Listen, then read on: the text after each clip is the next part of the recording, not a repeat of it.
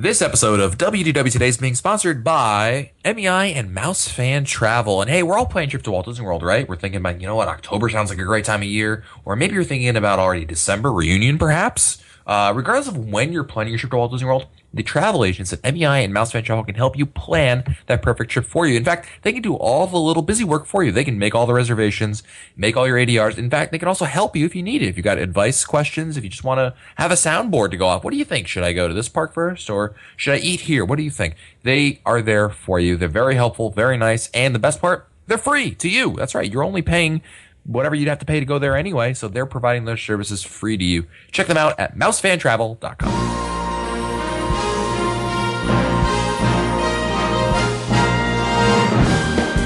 Bringing the world to your world, this is Walt Disney World Today. Here are Mike Scopa, Len Testa, Mike Newell, and your host, Matt Hochberg.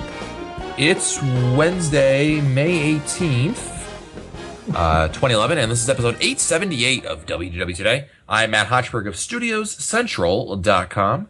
Joining me on today's show is Mike Newell of Mouse World Radio. And Mike, Yes. We should remind our listeners that starting, actually today and going through the rest of the week, we're going to have live coverage of a lot of the events going on in Walt Disney World this week. That's correct. All that is going to be on Mouse World Radio 1X, which is going to be known as Rebel Radio for the next few days. So tune in, check out some Star Wars music and some live events, including the opening ceremonies on Friday. Yeah, we're going to be tweeting a lot of stuff, so be sure you're following us, especially at WDW Today Podcast. That's our Twitter handle. Yep. We're going to have lots of updates on there, so be sure to follow that for all the information. We're going to try to tweet as much as possible, not just like one tweet, hey, we're in the park, and then our next tweet's 6 hours later. No. As much as humanly possible. You'll be so sick of Star Wars tweets by the end of the weekend. I guarantee it. Really? Speaking of a man who's sick of Star Wars tweets, it's Mike Scopa, senior feature writer and blogger for alleears.net. Welcome, Mike. Well, we were looking for something more than just an embellishment of what I just said. Ooh, that was Universe of Energy, Alex Trebek. That's right. Wow, good one. Whoa. Yeah. Ooh, I had heard it before. I just couldn't. I would never come up with it in a timely manner. I've got to sit down now. It's Wednesday, and we're answering your listener questions. Let's start with a question from Ken in Richlands, North Carolina. Ken. He writes, hello, Matt, Mike, Len, Annette, Fred, AJ, Greg, Marcia, Peter, Jan, Bobby, Cindy, and anyone else there. Greg. We just got back from a great week at the World, so I do not have any questions, but a few observations. By flying into Melbourne Airport and renting a car there, we saved over $600 and got to travel midday instead of the red eye. We searched the options from Tampa to Orlando, but I remembered you had done a show on airport options, and it really helped. That's cool. I didn't know about I know Melbourne. I didn't know they had an airport that you could actually fly into on a major airline. How far is that from Orlando? I would say about an hour. It's on the East Coast, south of Port Canaveral. So if you drew from Port Canaveral south, you'd hit it. So it's kind of a triangle with Disney being Orlando being at the top of the triangle, and Port Canaveral and Melbourne being composing the bottom of the triangle. If it makes any sense. Google Map it if it doesn't. I wonder if I've flown into. Okay, where's the raceway? Daytona. I've flown into Daytona from New York before. Yeah, Daytona has air. I know AirTran flies into Daytona. Yeah, that might have been who I flew. Yeah, you're right. Or actually, I'm not them or JetBlue or one of them stopped. But yeah, they still do that, and I would say it's probably about the same distance to Orlando. Melbourne is to Orlando as Daytona is. They're both about an hour, give or take. Yeah. The only thing is with Melbourne, you have to take 192, which is a mostly highway when you're out past Kissimmee and St. Cloud, because there's just nothing out there, so you can do like 60. But once you get to like Kissimmee, it's going to be a lot slower. So in terms of as the bird flies, it's probably the same distance. Let's put it that way. If you can get a good rate, absolutely stick with a good rate. Ken has a lot of observations. I'm going to cherry pick a few of them. They're really good, Ken, so thank you for sending us in. Love the vacation homes. We spent $840 for 8 nights in a 4-bedroom, 3 full bathhouse with pool that was located in Indian Creek, less than 3 miles from property. Using back roads, we had a short drive to all the parks. I was surprised it took only 30 minutes from the house to passing through the Transhouse, the Magic Kingdom. The other 3 parks were under 20 minutes. Yeah, it's so much. You don't realize how close the vacation homes are to. And I'm not just saying that because, especially All Star Vacation Homes is a sponsor. But the first time I stayed, I was really surprised how close we were. Yeah, absolutely. Regarding counter service meals, Electric Umbrella is still the monkey cage in Animal Kingdom at feeding time. Walked in and right back out. Instead, we ate at Sunshine Seasons in the land, much better food and no line at the registers. It had been a number of years since we ate at Sunshine Seasons, and it had seemed much better organized and less congested than I remember. I don't know if it had been redone, but their process is very good. Lamb wraps at Tangerine Cafe were also a great deal. We did not have any table service meals on property because I think they have outpriced their value. The local restaurants outside the parks were good, but with the size of the counter service meals, we really never felt like a big meal for dinner. I love going to Sunshine Seasons, but sometimes if it's really crowded, it is a nightmare in there. Yeah, sometimes. But I agree about Electric Umbrella. I stopped going there. Yeah, I stopped going, and I used to love Electric Umbrella, but I haven't been there in over a year. You know, I think we went there once because I think one of us wanted a burger, and then we ate there. And I was like, oh, now I remember why we don't go here anymore. Yeah, it's crazy. Scopa, do you like what's your thoughts on Electric Umbrella?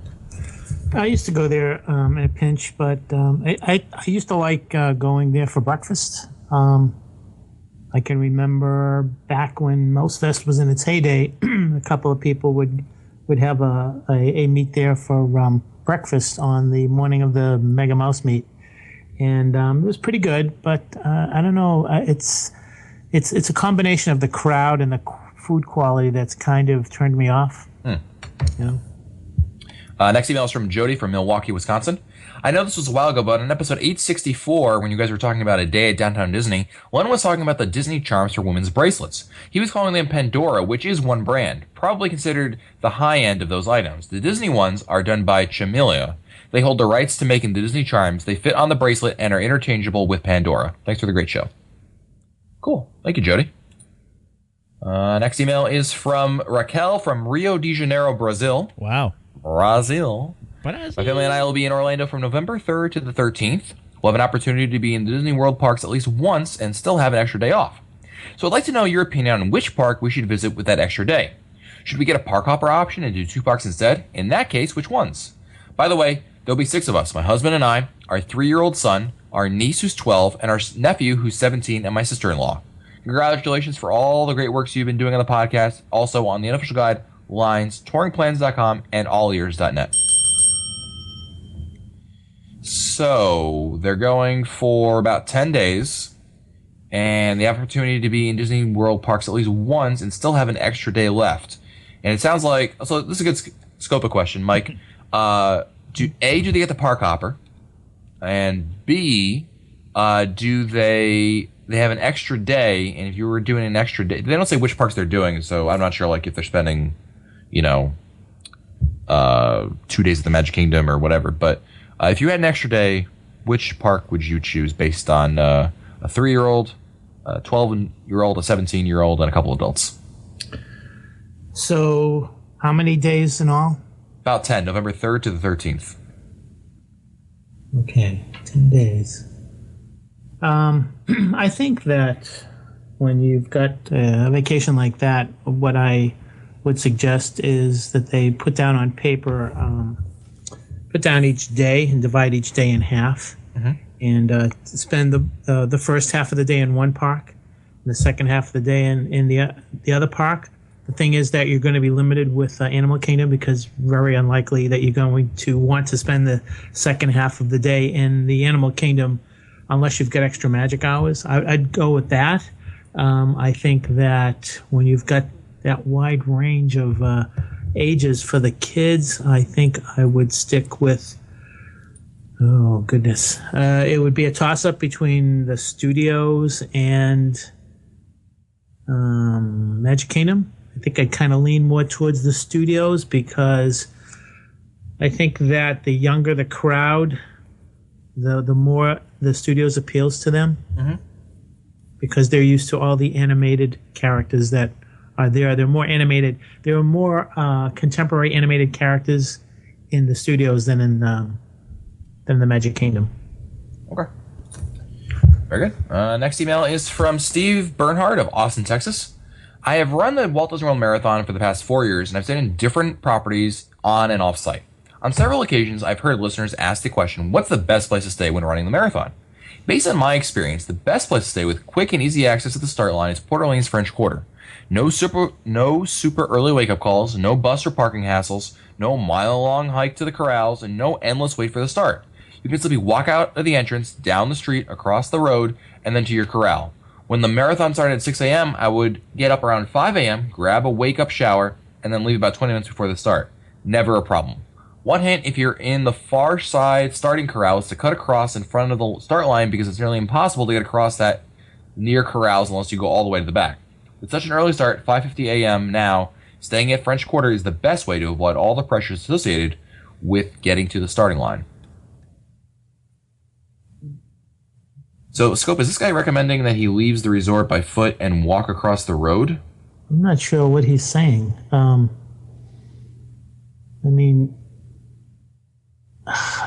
There's no way. That's got to be it has to be at least a half an hour to an hour run to get to. He says you can simply walk out the entrance, down the street, across the road, and then to your corral. Doesn't the race starts at Epcot, right? Am I mistaken? Yeah, but it's in the far, parking lot. Yeah, it's the far western part of Epcot, I think. I'm not sure. I'm calling shenanigans on this, Steve. Yeah, I don't see how. If you're going to have a 5:50 start, and that would be an elite runner, you'd probably have to get up about 3 o'clock to get there in time. I don't agree with. I think that the best resort may be a monorail resort. You just get on the monorail and you take the monorail to Epcot, and you're there. You don't have to worry about driving or whatever. But other than that, I think the Epcot resorts are probably the easiest because it's the shortest bus ride. Okay. Next email is from Amanda Swanson from Brooklyn Park, Minnesota. I was just recently at Tokyo Disney Sea in June, 2010 that is, and Duffy the Bear was a huge hit. Do you know, she wants to know, do you know when he might come to the parks in America, and do you know his story association with Disney? The only story I found was him at Disney Sea was in Japanese. Well, as you might imagine, Amanda, Duffy is here in America now. And the story is based, as I understand it, is Duffy is Mickey's bear that Minnie gave to him. And the reason why he's called Duffy is because he was presented in a duffel bag. I believe that's the quote-unquote backstory. And it's huge in Japan. It's huge. Yeah, this is the thing I don't get. What's huge in Japan does not necessarily translate to what's huge in America, right? I'm sure we can come up with a number of rock bands that were huge in Japan that never made it in America. Loudness. What? Loudness. There you go. Jesse and the Rippers. Who? It's a Full House reference. Oh.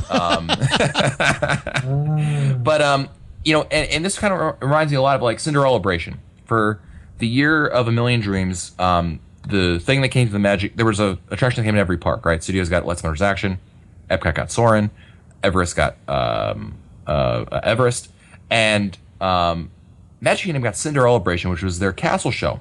And by and large, many people in here did not like it, but it was a huge hit in Tokyo, in Tokyo Disney. And I think the thing is that what the cultures of America and Japan are so different that what's really popular there may not be popular here, and vice versa.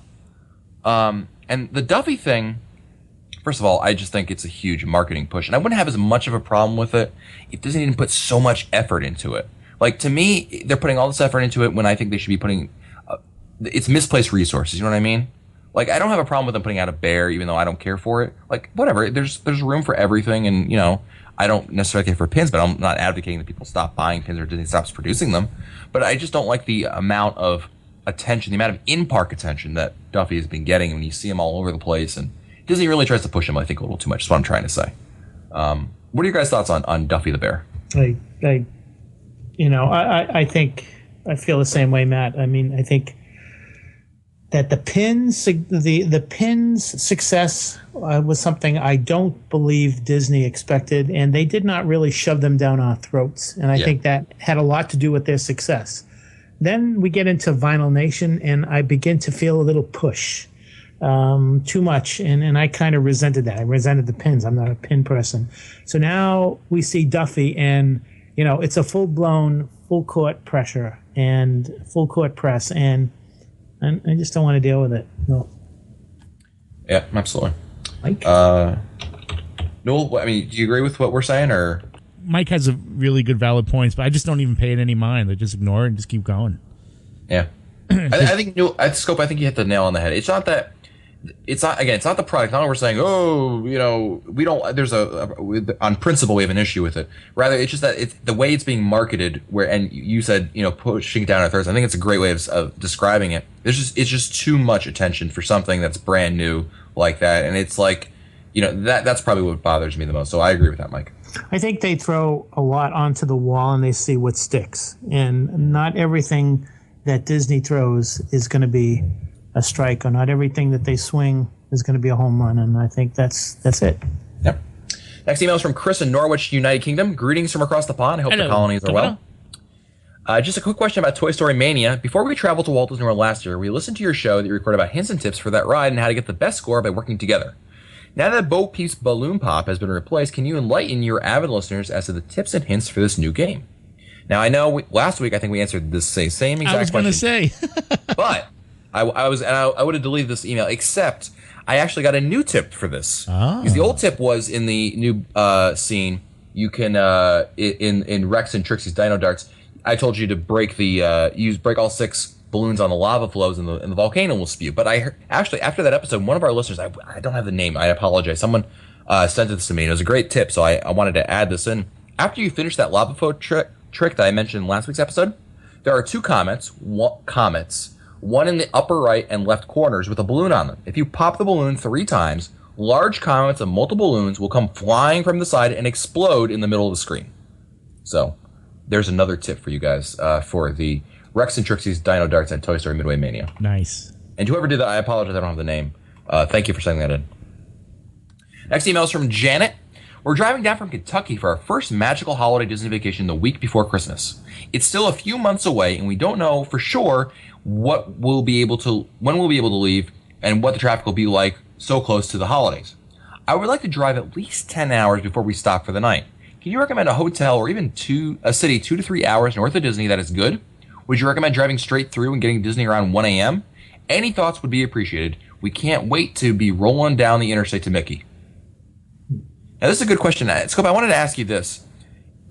As someone who used to drive down quite often, and with your kids, which would you prefer to do? Would you prefer to stop somewhere like 8 o'clock at night and then stop for a hotel a couple hours away from Disney, or would you push through knowing that you wouldn't get to Disney until about maybe 1 a.m., but then you'd be at Disney World?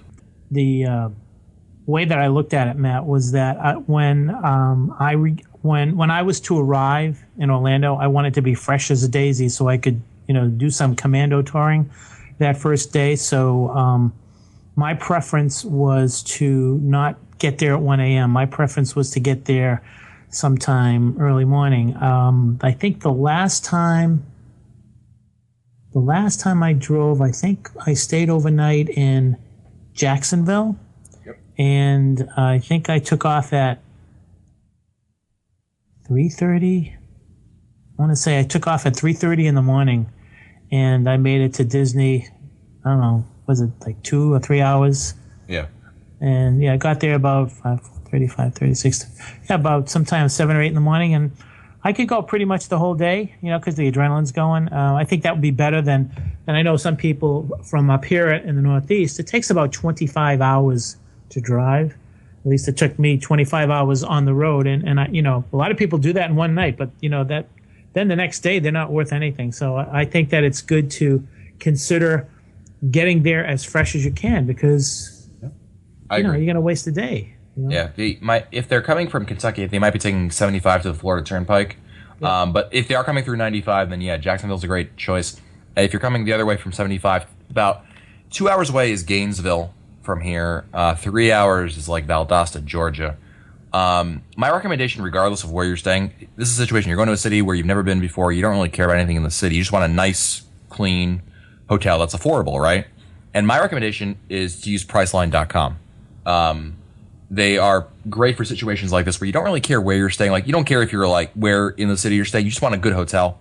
Go to Priceline. pick the best star rating, other than like resort or anything like that, like 3-4 star. You'll probably get a bid somewhere in the ballpark of probably like $50 to $60, maybe $70 at the most for these. And if you go at that top level, I really find the quality of hotel rooms is universally very, very good. And that's what I do when I drive and we're stopping somewhere where I don't really care where I'm staying. It's just a pit stop basically. And I love using Priceline, and that's what I would do. So you could save some money and get a good place. Next email is from Angela from Sacramento, California. Hey, Angela.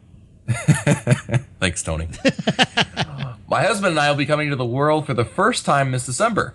We're taking a red-eye from Sacramento to Orlando and we'll be arriving at 10:30 a.m. on Saturday. We want to make the most of our trip and are wondering if we should take Magical Express from the airport over to the resort, we're staying at the Polynesian, or take a town car. We've heard that Magical Express can be a crapshoot as to how long it'll take to get to your resort once you check in. What do you guys suggest? What time does the red eye get in the morning? Like 6? 10:30 a.m. I think it just comes, Angela. Yo, Angela. Yo. You got me saying it too. Where's Mona? It comes down to what is your time worth to you. If obviously Magical Express is included in the price of your Polynesian stay, so if you're okay with it, maybe taking an extra, you could take an extra 10 minutes, it could take an extra hour. I don't think it'll take any longer than that. Then take Magical Express and save yourself a few bucks. But if you're gonna get down there and you're like, I think I would say us, you want to get to Disney World as soon as humanly possible because you just want to get there. And being stuck waiting either at the airport or on the bus somewhere just would drive you nuts. Go for the town car. It'll cost you more, but you'll have direct service. You know that as soon as you pick up your bags, you are going directly there. No stops in between unless you want one, of course. So that's my take on it. I mean, Newell, what do you think? I agree. Not that I'm not a fan of Magical Express, but I'm the kind. I just have to leave the airport as soon as I get in. Boom. Yeah, it's excitement. It's you want to get there. I mean, the airport's nice. I don't want to spend much time there, and I don't want to spend time going to other resorts either, dropping people off. So for me, it's either town car or rent a car and just get there. Absolutely. Next email is from Rick Messick. Rick. My dad, aunt, and 82-year-old grandfather took our 2 kids and their 2 cousins to Walt Disney World for a week for a late summer Disney fix back in 2010. Before leaving, my grandfather started to feel a little dehydrated, or so we thought, but he said he felt good enough to travel. Well, last night, he felt bad enough to want to go to the hospital. My aunt called down to the front desk. They're staying in Animal Kingdom Lodge to ask for directions to the closest hospital. The front desk asked why she needs directions to the hospital, and she explained that her dad wasn't feeling well and wanted to go get checked out. The lady at the front desk insisted on calling Reedy Creek for an ambulance and immediately sent staff members up to the room for help. After the medics arrived at my room, my aunt and mom were stopped by a manager and were told that they would be transported to the hospital by Disney with their father. They were also told to have a cab bring them to the resort when they wanted to return and bring the receipt to the front desk, and Disney would reimburse their cab fee. I know that everyone has their reasons why they don't go to Disney, and ours is most definitely... I know that everyone has the reasons why they go to Disney, and ours is most definitely service and atmosphere. There aren't many hotels or resorts that would bend over backwards like Disney. I know that most hotels would send someone to the room if they called an ambulance and would make sure the medics knew what room number they were going to, but leave it to Disney to do so much more than that. They sent cast members to the room to tend to not only my grandfather, but my mom, aunt, and kids as well, as the whole thing was happening. They had a cast member at the front desk of the hotel waiting for the medics, a cast member waiting at the elevator to make sure they didn't have to wait. Later that night, when my dad was in the room with the kids, someone from the front desk called to check in to make sure they were okay and if they needed anything. Again, I know there are many reasons why people go to Disney, but the Disney difference is definitely one of ours. Wow. That's a great email. Thank you, Rick. That's a really good experience. Because that's the last thing you think of when you have an emergency down there. Yeah. And to have somebody care enough so much for you and the whole family while someone is in the hospital is really nice to know. Cool. Next email is from Mary Jo Collins of Lenoir City, Tennessee. Hey, I know that name. Oh. Wasn't she on like Love Boat or something like that? Wasn't she? She was on like a 70s sitcom? 70s sitcom. Something like that. Green Acres? Yeah, maybe. Yeah, was she like... Who's the boss? Oliver. Thoughts and No one with prayers. that Thoughts southern and accent prayers. was on Who's the Boss. That I would know. Are you saying Mary Jo has a southern accent? Just a little bit.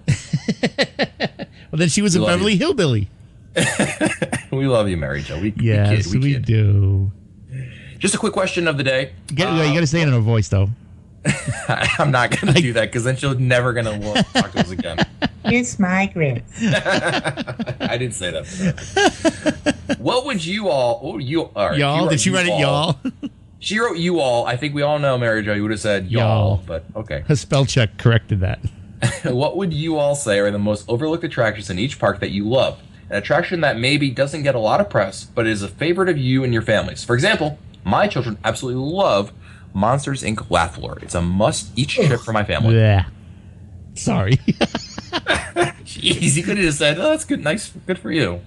I'm just mad they took Timekeeper out of there because I thought that was a way better attraction. Me too. What's your favorite overlooked attraction, Mike Newell? The TTA is my favorite overlooked attraction. Not a bad choice. I like one of my favorites is Turtle Talk with Crush. I think it's very funny. It's not a headliner by any means, but I enjoy going to it almost every time. So, Hear what you. about you? Oh man, put me on the spot. You knew let's it was see. coming to you. I wasn't thinking. There's only two I of would us here. say. Let me see. How much time we got? Well,